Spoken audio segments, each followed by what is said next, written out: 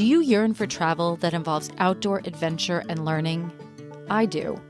I also have a passion for all things farming and agriculture. I've traveled to exotic jungles to learn about growing chocolate. I even once owned my own organic vegetable and sunflower farm. And now I'm planning my journey back to agriculture. Agritourism, defined as travel that involves some type of agricultural experience. Agritourism is all about entertaining, but the marketing strategist in me knows that at its core, agritourism is really about educating, and education affects change. My future farm needs to deliver a profound experience to all of its visitors.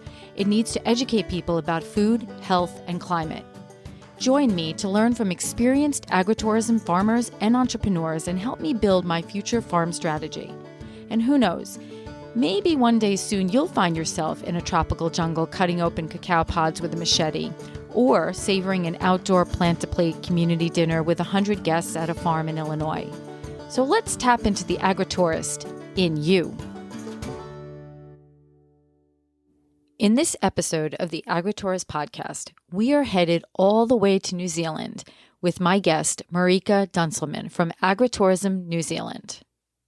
Originally from the Netherlands, Marijke has lived in many countries and speaks 4 languages, but decided to build her roots in New Zealand, another country I did not know much about until now.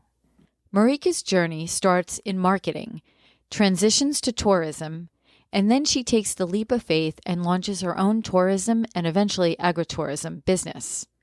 Her business is focused on helping farmers to become agritourism farmers, and she also helps market those farms within the tourism industry.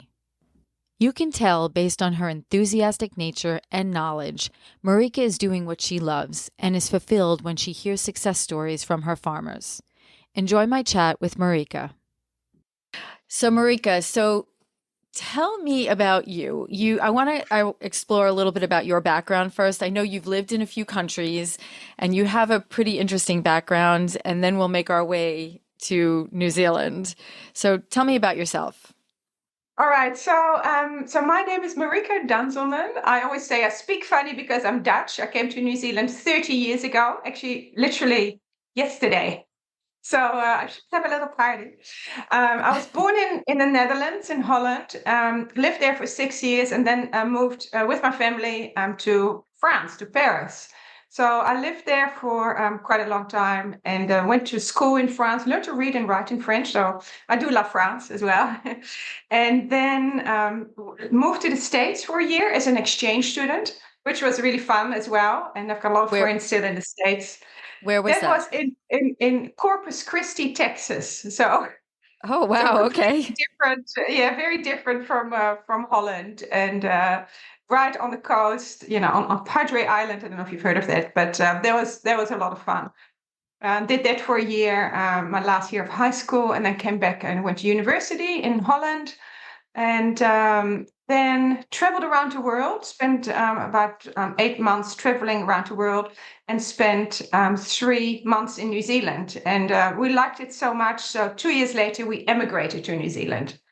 So that's how we ended up in New Zealand. I mean, New Zealand's arguably, certainly one of the most beautiful countries in the world. They say it's got the whole world in one country, in terms of landscape and lovely people, and it's and all sorts of climates, from rainforest, lots of rain, to desert, to subtropics, so it's very varied, and it is on the other side of the world. Like from Holland, you can't really go further, then you come back again, sort of thing.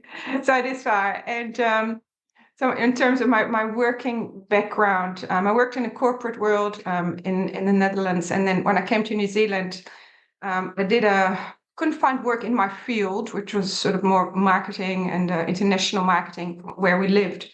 And where we ended up living was a very rural area.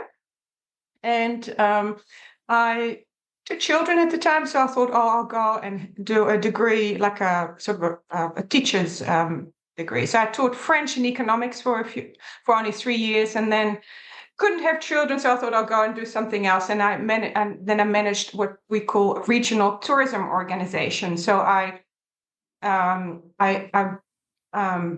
managed sort of the marketing, sort of destination marketing and management of the southernmost region in New Zealand, which is a spectacular region and very much, like I said, rural. So from that time on, so that's about 26 years ago, 27, I started working with farmers a lot. And I've always loved farms. My grandfather was a tulip farmer, so very Dutch.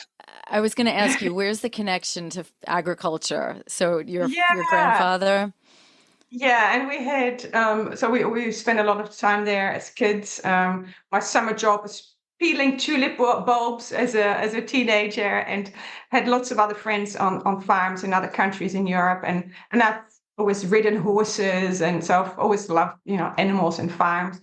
And then when we came here, a lot of our friends were on farms, and the farms here are a lot of them are big farms, in the high country, in the mountains, and I mean, absolutely spectacular and really interesting. I'm really interested. And then we had a little farmlet ourselves, so we had just a number of farm animals, and I had a horse, and then I started my own company. I built a marketing consultancy and training business in the tourism industry. So I come sort of from the tourism sort of background.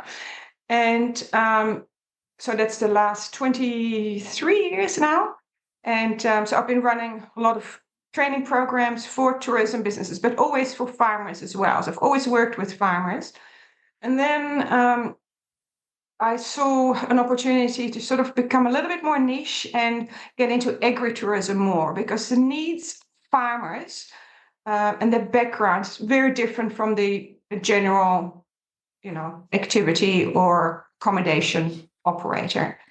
Often, of course, their background. Yeah, sorry. Let me ask you, so the business okay, first let me just back up for a second. The travel agency, the destination business you were working for, was that just general, or did it have some type of agricultural focus? It was just a general type of tourism agency. Yeah, so no, not a tour. It was it's a sort of local government funded. So it Okay. was sort of an organization to promote to promote tourism in that region. So it was Okay. also a lot of product development, talking to people, looking at opportunities. A lot of it was international marketing and working with the New Zealand Tourism Board, called Tourism New Zealand. So it was very varied. So you dealt with, a lot of local politicians, and telling them about the importance and value of tourism. And also, so it was local, it was government funded. So then you made a leap to go on your own and develop something on your own. So tell me a little bit about that transition. What made you do that? What, I guess you saw a need and you wanted to fill that need. So tell me a little bit more about that. Yeah, my dream from a young age, and also when I was at university, when I was younger, was always to start my own business. That's something that I've always wanted. And when I moved to the other side of the world, there was certainly something that was in the pipeline. And but of course, it's good to gain experience and decide what you want to do, by gaining some experience in other businesses. So after working for the regional tourism organization for 3 years, I decided this is a good time to start my own business, and I haven't looked back. So I'm loving it. It's something that I'm very passionate about. So also, for example, another thing I set up, that's 19 years ago, I set up an international marketing collective. So in New Zealand, about 70% of international visitors come through travel agents. So we get a lot of American visitors, for example, and they book through a travel agent to come to New Zealand. So to connect the tourism operator in New Zealand with what we call travel wholesalers, I've set up a marketing collective 19 years ago, and helped many businesses, through that sort of distribution channel, those channels. And that's still going. And now there's an agritourism division in that. Excellent. Yeah, Okay. so it's really looking at what do people want. So looking at it from their perspective, what can I do to help them? So that's yeah. So you're working with farmers to kind of show them how to get into agritourism. And then Yes. you're also helping to connect them to like a marketing opportunity to get tourists in, I presume. Yeah. So you're working on Yeah. both. Okay. So you're working on both. So let's explore first, let's talk a little bit about the farmer side of things and what you're doing with farmers. I want to explore that. And then I want to explore the other piece because I'll explain why. Because I want you to help me think about something from a US perspective. So Yeah. let's talk about farmers. So tell me what you do with farmers. So training is a big thing. So I set up also I've run training programs for specifically for farmers for about 8 years now, where there used to be like 5 months program. There would be like a full day planning day. Where they assess their farm for agritourism, they look at their own skills, they look at what are the opportunities, what works for them, then look at the whole business and marketing planning. And then there would be over the next 4-5 months or 5-6 months, we had like monthly webinars where we would get together and discuss one topic. Then I had quite a lot of people that said, well, we want to access this training, but we can't make that day. Or so for a long time, I had in my mind to set up a training academy. So set up the Agritourism Academy. So that's agritourismacademy.com. And this is where people can join a 3-month program. It's sort of a self-paced program with that covers every aspect of setting up an agritourism business. But we also have weekly, what we call Agritourism Connect sessions. So there are live Zoom sessions where we discuss a specific topic or we have a guest speaker. But that's basically an agritourism online training platform as well as a community. So it's really about connecting people. So funnily, this morning I had, because last month we were in the Netherlands and I visited a number of tourism wholesalers. And one of them contacted me and he said, well, I've got a Dutch company that produces cycling gear, but that's made of merino wool. Merino wool is grown in New Zealand. And we want to come to a New Zealand high country station to do a photo shoot with merino sheep. So we've got this spectacular station. So this morning I was talking to a photographer and I was talking to his big farm, and so to connect it. But that's a bit random. That's not the stuff I normally do. But this is the type of stuff. Yes, I think that's fabulous. That's terrific. Yeah. So Excellent. that promotes. So I do a lot with media as well, just in general. So it's very varied. But with the farmers, it's really a lot of them don't have a background in tourism, and tourism is completely different industry for them. And that's why I'm probably a little bit different from a lot of people that are working with farmers, is that my background is actually tourism and tourism marketing. Okay. And marketing. Yeah. So it's really looking at it from that perspective, helping them build successful businesses. And that's been really. Yeah. So how many farmers have gone through your program or your different programs? Well, last year we had about 110 farmers going through it. Nice. And this year, again, I'm just actually leaving in 2 days' time to go to the North Island, because I'm based in the lower part of the South Island in Queenstown, to run another. I do run live sessions as well, but it's sort of probably about 100 a year. And then, we also, I'll do some other sort of consultancy projects for bigger new startups or bigger projects as well. So, so last year, for example, was about 110. Excellent. So what, just give me a perspective on what types of farms you are dealing with. Like, what are people growing? What types of agritourism adventures are out there in New Zealand? Yeah, so that's where we are a little bit different from from other countries is that a large part of our GDP, but I did write it down, I think it's 5.8% of our gross domestic product is farming. And well, in the States, actually, I have those stats. I'll just have to have a quick look because I did write them down. So in the States, it's only 0.9. So of the population, sorry, this is the percentage of the population who works in farming. Yeah, we have a low percentage. Yeah, so 0.9, which I was quite surprised. So we have 5.9. Australia is 2.2%, just to give you a bit of an idea. And wow, so 5.9. That's significant in comparison. Yeah, we have about 50,000 farms, and we're the size of California, to give, if your audience is mostly American. So that's, or I think it's California, it's about that size.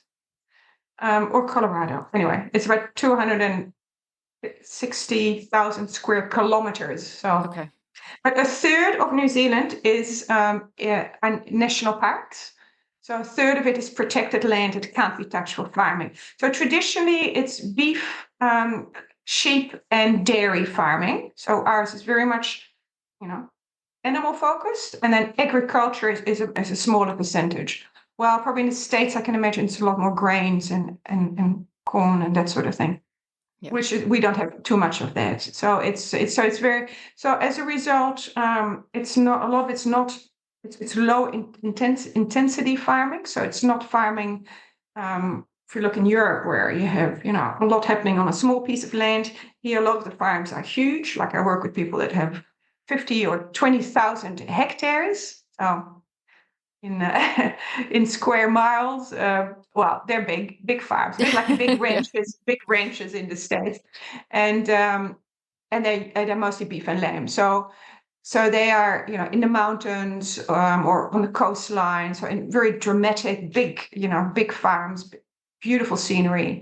And the farmers are also very much into protecting the land for the future. Our government has very strict rules when it comes to conservation and sustainability. And so the rules are very strict. The other difference with farming with like Europe and America is that we don't, in New Zealand, our farms are not subsidized. So they stand alone. We have free trade agreement with a lot of countries. So that's also different from other countries where they try to protect their borders. We are saying, like, we were the first country in the world that had a free trade agreement with China. So I know in other countries, it's the complete opposite. They try to raise the tariffs, and we just say, no, we want free trade. So our population is only 5.3 million, so it's very sparsely populated, and our number one, the top two industries, in terms of foreign earnings, is tourism and farming. So agritourism is a perfect. Yes, it's a perfect marriage. Yeah, and the one difference is that the number of farms, and it's a bit like you have everywhere in the world, is going down, and the tourism is going up. So that's where for farms to diversify into tourism makes sense. So do you find a lot of the people who are coming to you, are they? I presume most of them are established farms that are trying to make this transition and create this income source. Yes. Or do you have a lot of startup farms, or is it mostly established? No. So it's them. They usually, they're pretty much all established farms, and they're looking at ways to diversify their farm income. Yep. And so I spend a lot of time, and I still do, to create that awareness, because a lot of farmers and farming organizations, we have like what's called like federated farmers and Beef and Lamb New Zealand, those are like all big groupings of farmers. They underestimate the value of tourism. Well, the people that I work with that are in tourism, they earn way more in tourism than from their farm, because the farming income at the moment is not that great. So yeah. But it's explaining to them what the opportunities are. They just underestimate. So what do Yes. many of them do? Do they, is it more of a farm stay situation where people can come and stay and they have housing? Yeah, so a lot of it is around accommodation because we have so few towns, so spread out New Zealand. So you can't just go from a city and just do like little day trips. You can, but yeah, we only have a few larger cities where people stay. Most people that come to New Zealand, they want to they come for the national parks and they come for the space and nature. So most of them are around staying and then doing activities. I mean, my sort of motto is also a bit like innovation and collaboration. So I believe very strongly in people working together. So you have some amazing experiences where people walk between, say, three big farms or stations, and it's like a 3-day walk or hike. They go Yes. and they stay on 3 different farms, and all the food, it's all farm to table food, and they stay in various levels of luxury, if you like. Some are really flesh, and some are more bunk beds, more space, more basic. But everything's included, and those type of businesses are highly successful, and they are full, and they can charge quite a lot of money for it. It's a bit like when you go, for example, in the States. An example I often use because I look at international, case studies as well. I love like the dude ranches, where that's on a working farm. It's tourism on a working farm Yep. where they have all activities and all meals included. And people stay there for a week. And if you look at prices of those stays, they're really high. It's not a little, pick your own sort of thing. It's actually, a proper business. So it's really about developing. Sure, there's quite a few people that have just a cottage on Airbnb, for example, but it's sort of getting away from that and developing more of an experience. People love that connection to the land and the people and the animals, and so that's sort Excellent. of how what Excellent. I work with them on. So um, in looking at agritourism in New Zealand, where are you drawing from as far as countries around the world? From the US, for example, where is the source of many of your tourists coming from? So our biggest market is Australia, because we are only 3-hour flight from Australia. So we Yeah. call that almost like semi-domestic. And it's about 27 million people in Australia. So a third of our international visitors come from Australia. And then it's sort of, other large markets are America. America is very popular with New Zealand. They love coming here, and we love having them because they're very easy sort of visitors, because they have a very good experience here. Then we get the Chinese market has grown faster than any other market, and the Chinese visitors that come here, for example, they've probably already done a lot of other countries. They're people that are very well traveled. They've already been to New York and Paris, all the big sort of iconic sort of destinations. And then they come to New Zealand, and often they travel around in a rental car, and they actually love agritourism as well. A lot of them have never seen lamb, or they've never seen how something grows, because they live in big cities. Europe is a big market, and they stay the longest because it's so far away, and they have a lot of holidays or vacation days. So they stay often like a month, and so we love Wow. those visitors. So basically everywhere else, but the biggest markets, so Australia, and then China, US, Europe, and then rest of Asia and rest of the world. So that's, Excellent. Um, Okay. That's great. So tell me about what you've done to get all of these tourists to come. Like what have you done? Tell me about that process. I'm very curious about how that works because I'm not as familiar with the tourism industry. I'm from a marketing and business development background, and I did have a Nice. farm for many years, an organic Oh, farm, vegetables and sunflowers mostly. But wow. I want to have one again. It's the timing, and the land. I have to figure out where. We don't have a lot of, we have very expensive land around here, and most of it is developed with houses and businesses. So it's not good farm property, but I'll get there.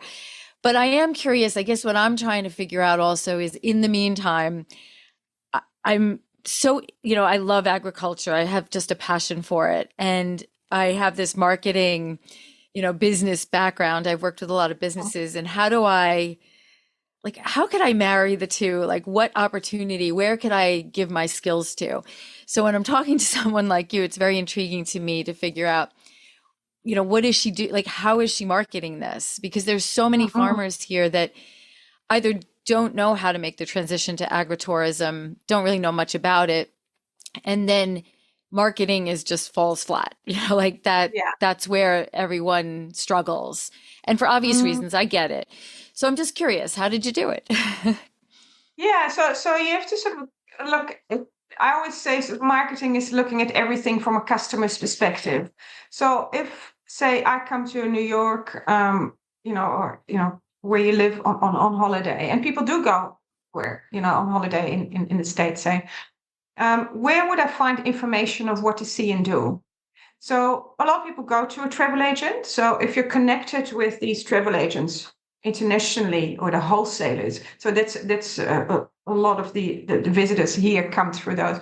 Of course, you have, if we go back to New Zealand, we have, for example, Lord of the Rings, like movies. So that's a type of marketing where you get exposure to, to how beautiful the country is. Or people might have read something in a magazine, or seen a documentary on TV, so that's sort of all more that sort of awareness of the country. They may hear from their friends that have been there, or so the word of mouth, or then so then they start to sort of form a picture of the country, and they think, wow, maybe we should go there on vacation. And so then they start researching online, or they buy a guide like a Lonely Planet or another Frommer's or Photos, like guidebooks. So it's getting into those sort of books. So they might research. Well, here in New Zealand, we have a big website. It's newzealand.com. So that's Tourism New Zealand. It's the national tourism marketing agency that's funded by the government. They have a huge website with everyone can list on that for free. Okay. Then from there, you might say, oh, I want to go to these particular places, and then you might drill down to visiting a website of a regional tourism organization, like your local region. They might have I don't know if you have that in the States or not. And then from there, they find you, or they might just Google, like farm stay or farm experience or whatever in the States, so, or in that area. And then or Google Maps, like we just traveled through France for a month, and I would just look on Google Maps, what is there here in this area, just on my phone.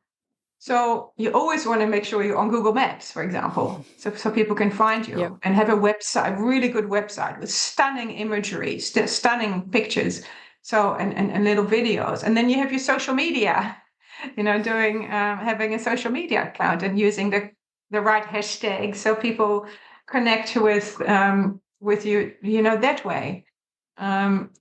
So there's a lot of different ways, and making it really easy for people to book. Have an online booking system on your website. Yep. So it's really a combination of all these things, which is it's a So you created that intermediary. I don't remember the name you used, where you're dealing with the travel agency, I guess, and then the farms. Correct? Yeah. So is that what you created? Is that unique to New Zealand, or is that something that exists in other countries? Yeah. Now, for example, if you want to go, say, to New Zealand or to Europe, something on vacation, what do? You go, what do you do at the moment? If I was if if you want to I go. was going to if I wanted to go to New Zealand, I'd probably go online and do some research first. And Yeah. I probably would want to stay at, some type of farm stay or whatever. So I would Mm, probably Google that. But I know to do yeah. that. So that's probably where I would go first. Travel agencies, it's funny. One of my friends was going on a trip and he's like, "Do people still use travel agents?" And I'm like, "I don't know," because a lot of them have closed here. So Yeah. there aren't a lot. There are online, I guess, when you Yeah. Google and you're getting them online and you don't realize you're getting them online sometimes because Yeah. you're not Yeah. having the same interaction that you did when you used to walk into a retail location. So, so most of it's online. Most of my Yeah. research would be online. Yeah. So those are travel agents too, of course, the ones that are online. And you've got the big ones where you can book direct, but you also have more personalized ones that are specialized. And there's a lot of them in the States. What people might say New Zealand vacations or something. There's actually one that's called that, I think. And you go to them and they can then advise you, more personalized advice instead of going to Airbnb or booking.com or hotels.com. You have those sites. But if you Google New Zealand, you'll end up on newzealand.com as well, probably. So you'll Mhm. find information that way.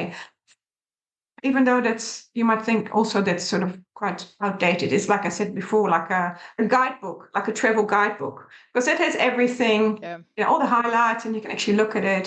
Because online there's so much stuff, but and then you can narrow it down, and often people will talk to someone else that's been there, or you might know someone that's, you might know me now, so you can get advice.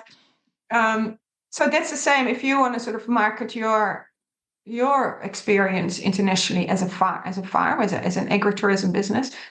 It's connecting with with these agents overseas that sell America. Yep. Yep. So that's it's connecting with those. It's finding out, going to, say, if you're targeting, say, the European market, if that's a market to your area, you want to of course, a lot of people do their own research. Again, you want to be visible online, but you also may want to connect with some of those agents that sell America in Europe, for example. Okay. Okay. So it's the Excellent. same here. If I want to go to the States, I can do my own research, but I can also go to a travel agent, whether it's in person or online, and get a brochure with America. And it still has, the US, and it has, all these different things you can do, national parks and trains and car rental, and it's all in there still as well. Okay. So that's Excellent. Excellent. So with your current business, how do you see it evolving as, what's new? What do you want to do with it? How do you want it to evolve over the next few years?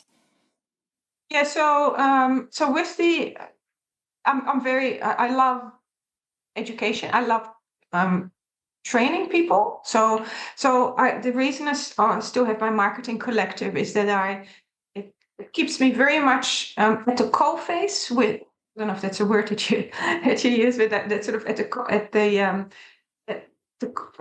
in touch with the industry.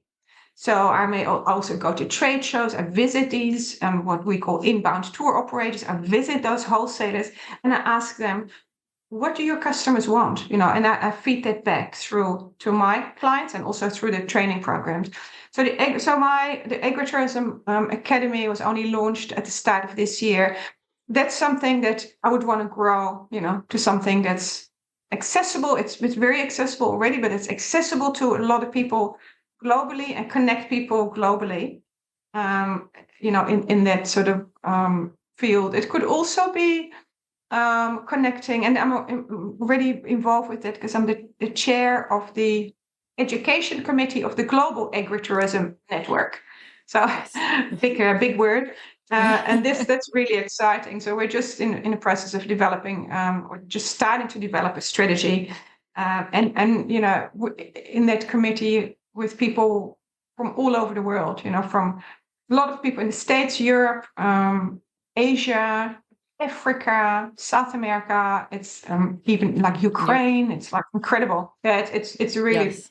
amazing. It's I love that. It's How so did you it's get connected to the Global Agritourism Network? What was your introduction into them? I have interviewed Lisa Chase and a few people yeah, from the Lisa, it's great. organization. Yeah, I love Lisa. Yeah, She's that's right. That's how terrific. you get onto me. Yeah, Lisa is also she's the co-chair also of the education committee. So I think because I think it was through initially because I keep an eye on what's happening in the world and I'm subscribed to a lot of newsletters and things. So I think it was through the University of Vermont. I think when that first started, when they were starting doing courses Right. online. I think that's how it I don't even quite remember. Yeah. So, but yeah, it's just yeah. I mean, it's quite a niche industry. So yeah, like I said, I'm connected to a lot of people internationally, and I speak at a lot of international conferences. And that's been I learn a lot from all these people. I'm off to Scotland at the end of the year. In 2 weeks' time. I'll be in Tasmania speaking at a conference there. Wow. And yeah, last year I went also to Borneo, for example, which is like, yeah, country that, I'd never been to, which was incredible. Oh, amazing place. I highly recommend it. So yeah, so that's been really fun, doing all that. And that's really, and in New Zealand too, I speak a lot at groups and that's just all that sort of, they pay for your expenses, but it's not mostly not paid, but it's really a way to connect with people from all over the world. So Right. it's really flying the agritourism flag. Yeah, well, it sounds like you love what you do. I do, and it's really about people. In the end, it's about the people.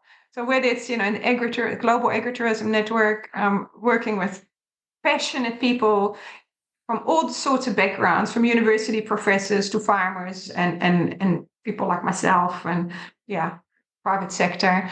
Um, but mostly like working with the farmers and seeing them build highly successful businesses. I get a real kick out of that, and you see them, yeah, What do you build think some. what are some of when you're working, when you meet new farmers and they come into your program, what are some of I don't know if characteristics is the right word, that it takes to be successful in agritourism? Mhm. Well, one thing that I sort of often start with is do something you're passionate about.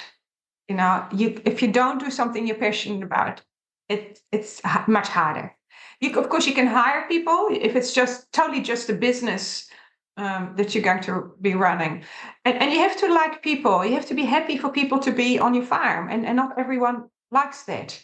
Some farmers are they just don't really like sharing what they've got and showcasing what they've got with other people. So that's number one. And the other thing is the willingness to learn all about a new industry. Sure, you can just have a cottage on Airbnb and that's it. That's all you do.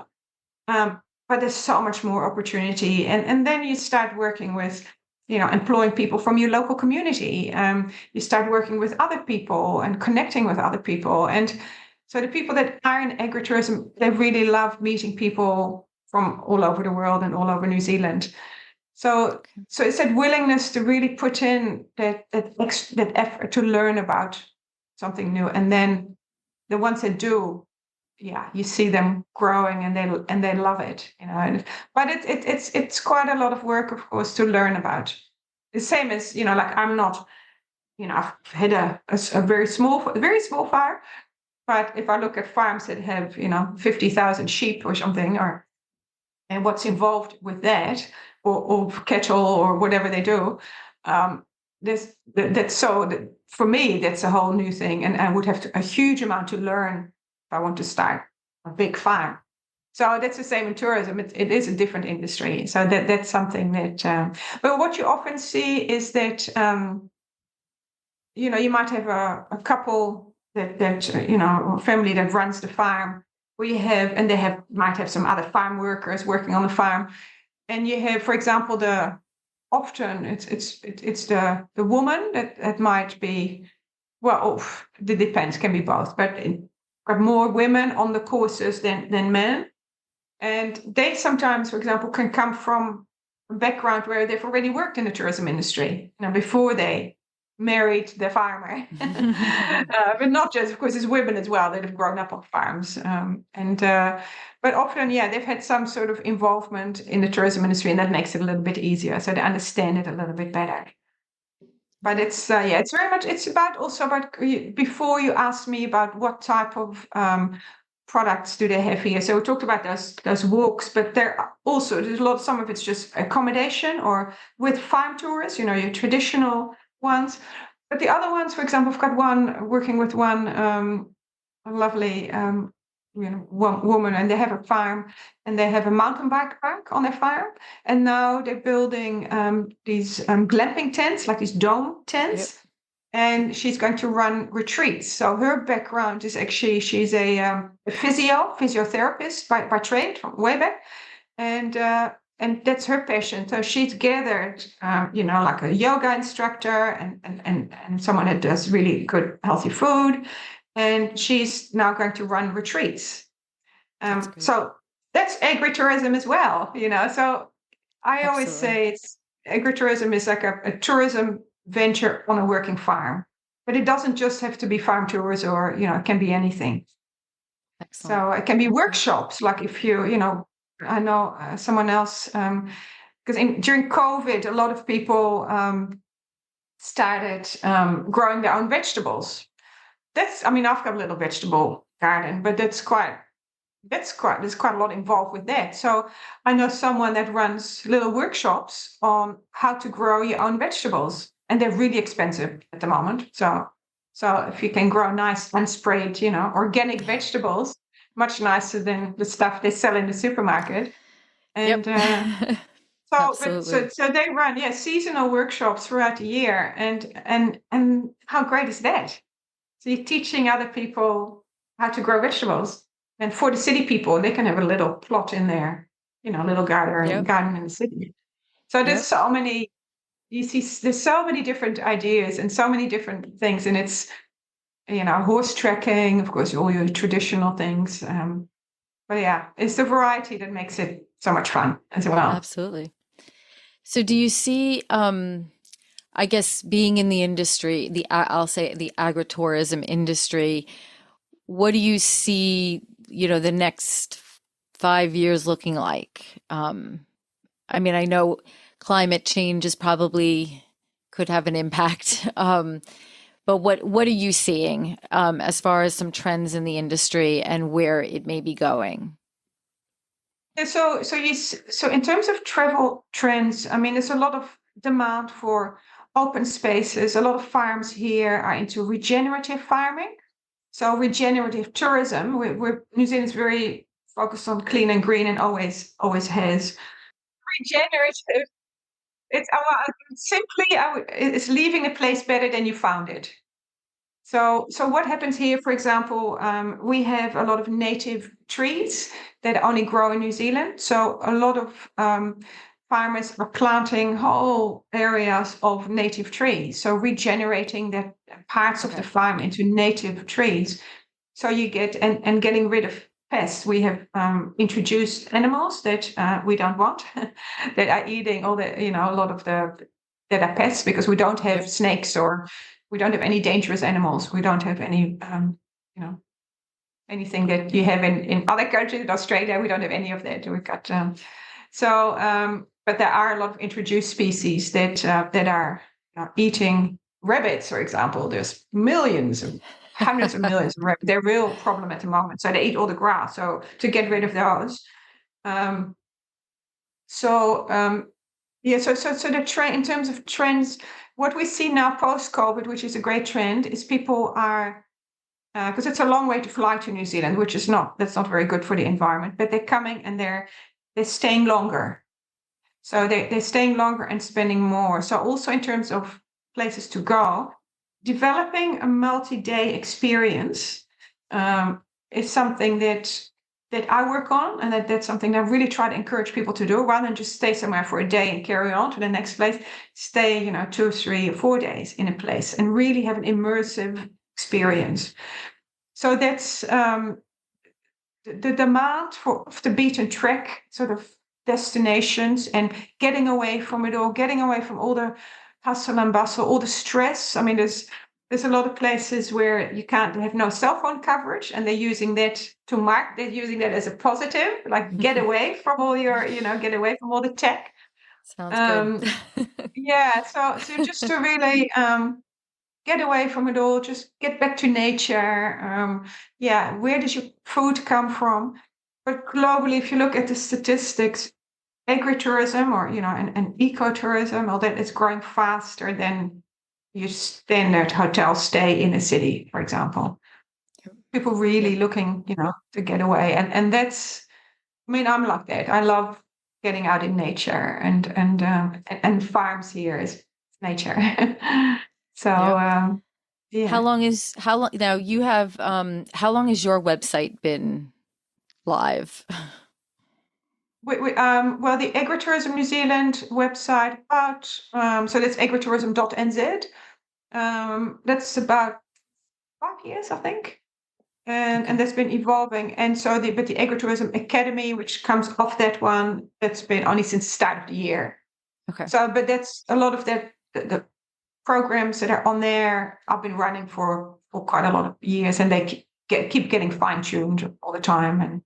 But for example, if you're talking about before about connecting with those agents, because that's something that I've been doing a long time. I'm actually off to the North Island on Saturday to run a workshop for about 25 partly agritourism businesses and partly others, to how to sort of work with what we call the tourism trade, which is a bit of a jargon word. So the wholesalers and the inbound tour operators. So how to grow your international market. So I run full day workshop on just that topic, a very practical workshop on how to do that.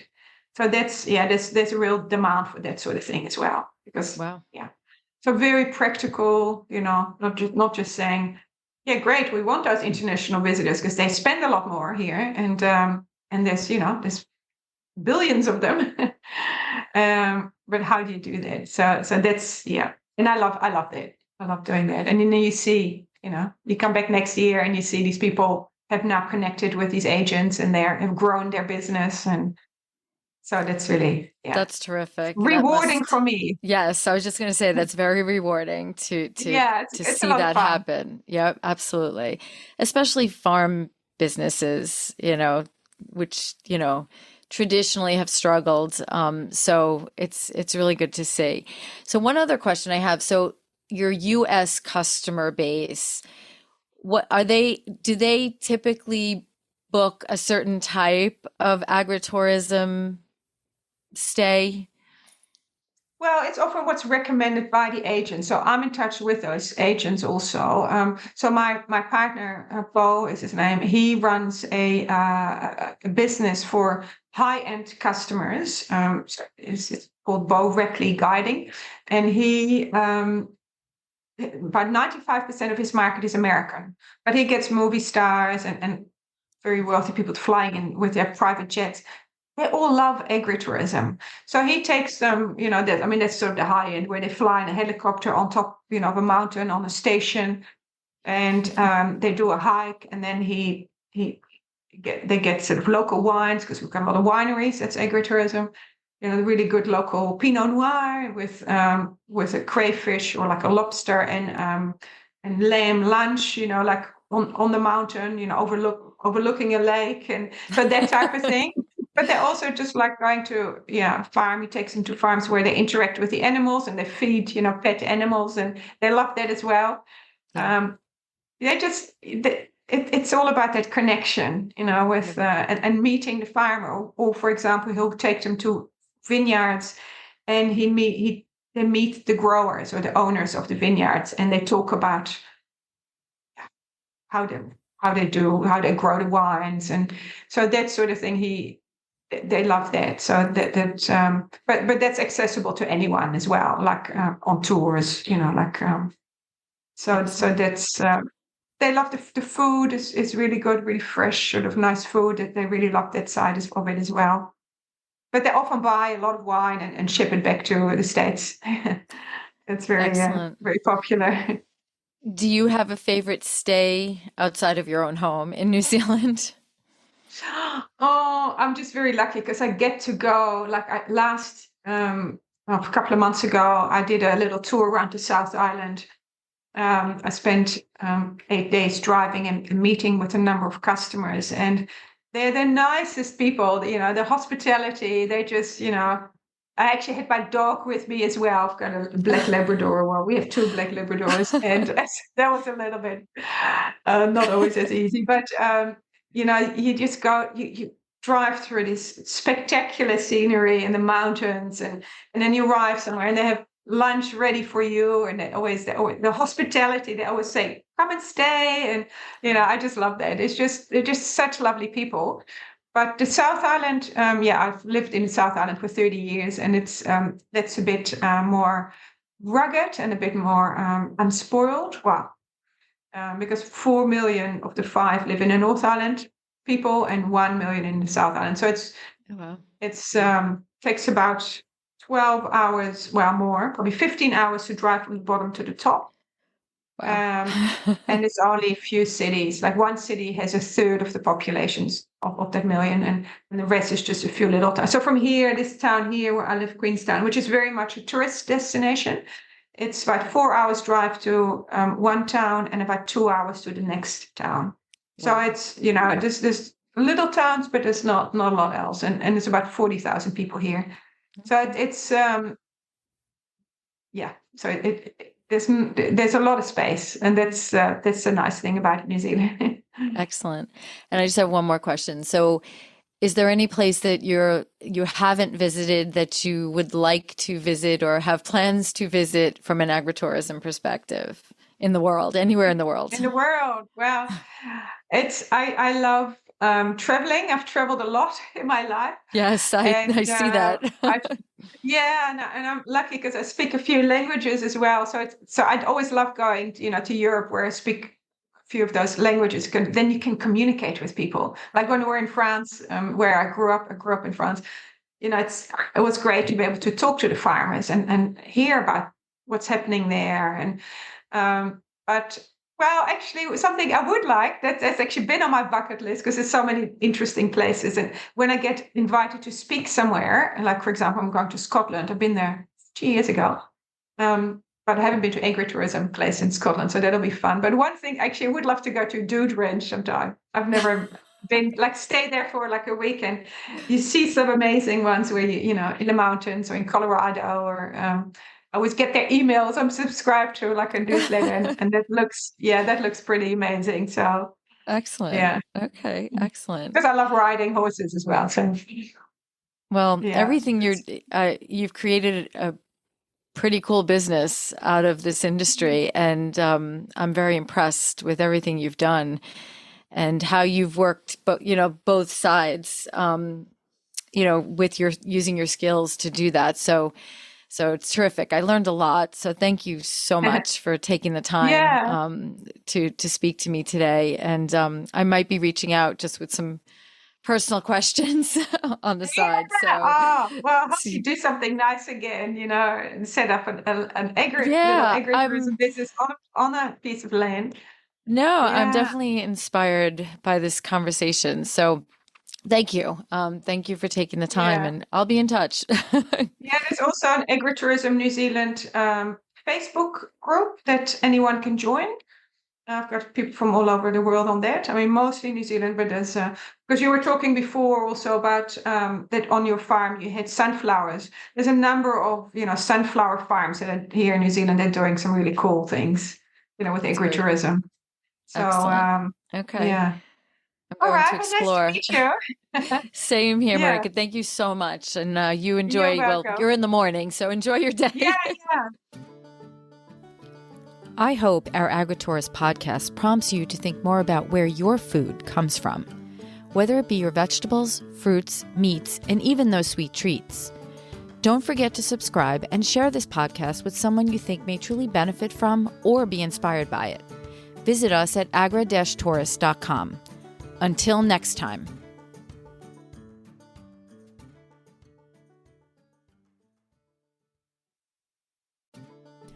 As we are learning from many of our farmers and entrepreneurs, strong connections help propel our visions. Through my interview with Lisa Chase from the University of Vermont Extension and Vermont Tourism Research Center, I was connected to an exciting and new organization called the Global Agritourism Network, or GAN for short. The Global Network is made up of agritourism stakeholders from around the world. They include farmers and ranchers, researchers, educators, community planners, policymakers, agricultural service providers, and tour operators, among others. It is currently free to join, so if you have any interest in agritourism, check them out at agritourism.edu/GAN, or just Google Global Agritourism Network. The link will be in our show notes as well. You never know, this global network may help you take your agritourism vision to the next level.